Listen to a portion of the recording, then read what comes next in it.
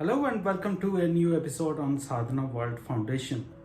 We have been talking about our day-to-day life stories, our experiences, events which happen in our day-to-day life. Earlier in the day, I went to an eye hospital for an eye checkup. As we know, in an eye hospital, they will put drops in our eyes so that the eyes get dilated and the doctors can examine us better. So we are kind of forced to a state of half an hour forced meditation. All our minds are not trained for meditation, but we are forced to sit with our eyes closed while our mind is very active. Same was the case for me as well. As I was sitting there for half an hour, waiting for my turn to come, various thoughts were crossing my mind. I even wasn't aware of what thoughts were coming and going. But at some point I realized that there are so many things which are happening in my mind. I got reminded of a story that I had heard a long time ago. I thought that story has got something very interesting, which is very relevant in today's time. The story goes like this. In the ancient times, there was a scholar who was traveling far and wide to gather a lot of knowledge. The scholar was on an expedition. He gathered a lot of information, knowledge, and he came and declared himself to be the most wise person. He challenged all the people in his time, in and around, to come and debate with him so that who's the most wise person of that time could be determined. So the scholar was talking to various people. Nobody was able to debate or come to a conclusion on topics that he raised, the points that he raised. He was coming to be probably the wisest person of that time. Somebody created an audience with a Zen master for this scholar. So this scholar went into the discussion with the Zen master.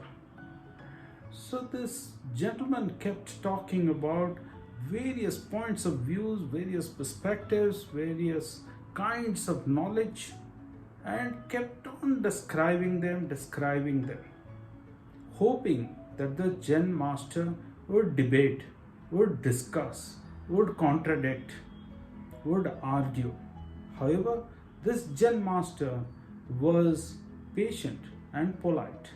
He was listening to everything that the scholar was saying.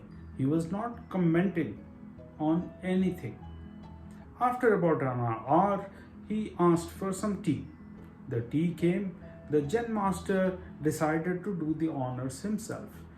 He took a cup, placed it on a saucer, and started pouring the tea. The tea level in the cup started rising up to the brim of the cup. Then the tea started overflowing into the saucer. Everybody was watching this and nobody had an idea as to what's happening. The saucer also got full. The cup was full, now the saucer is full, and the tea started overflowing onto the floor, and it was becoming a puddle around the saucer. Yet the Zen master kept pouring.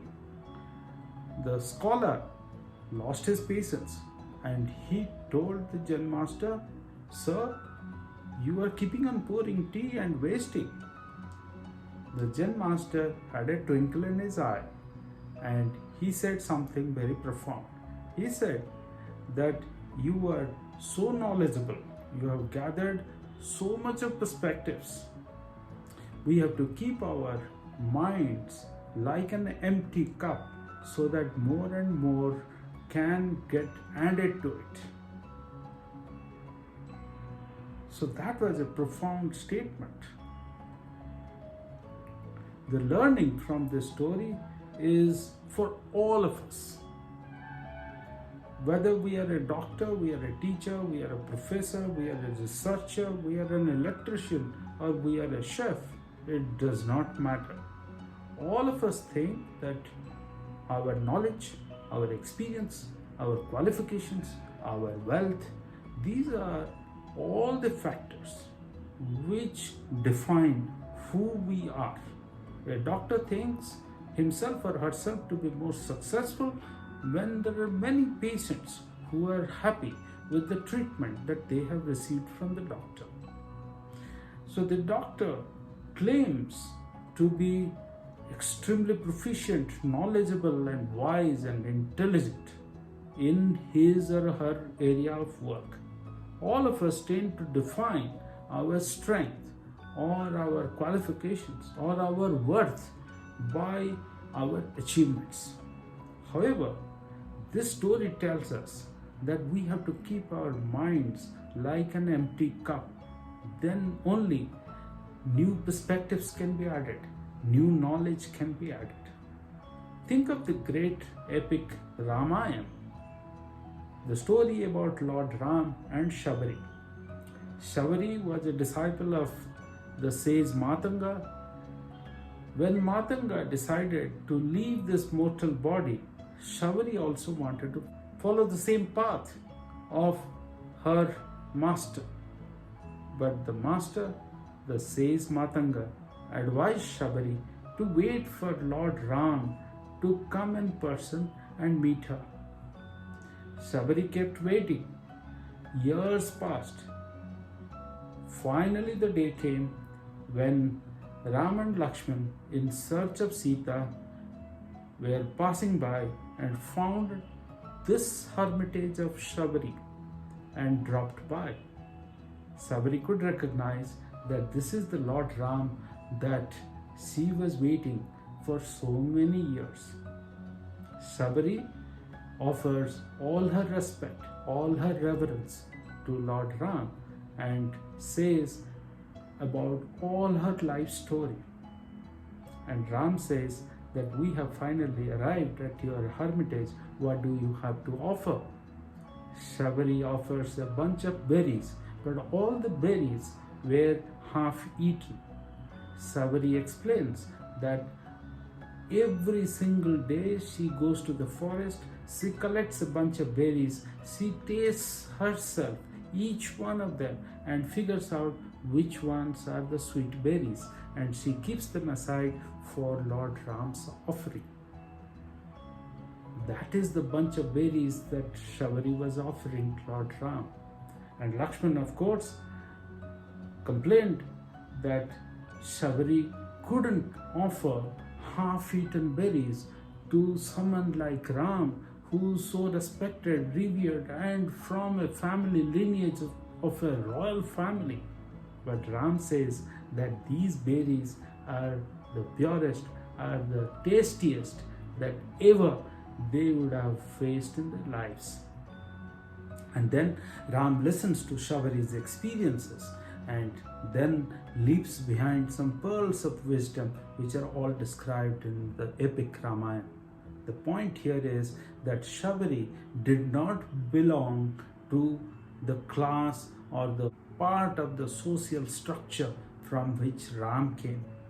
But through this story, again the same point has been told to us for all of us to accept and appreciate that we have to slow our mind down. On this highway of our mind, if the cars are crossing at 300 kilometers an hour, then we really fail to appreciate everything that is passing by. We just look at this as a viewer than able to do something with those thoughts which are passing by. So the point that the story with the Zen master or the story with Lord Ram tells us that we have to control our mind in a way that the right thoughts are held and dealt with care. Ladies and gentlemen, my dear children, thank you for watching this and listening to this, appreciating the point of holding and letting thoughts pass by and our mind processing them efficiently. Then only we become much more effective in our life, like the Zen Master was or Lord Ram was. I look forward to our future conversations. Thank you very much.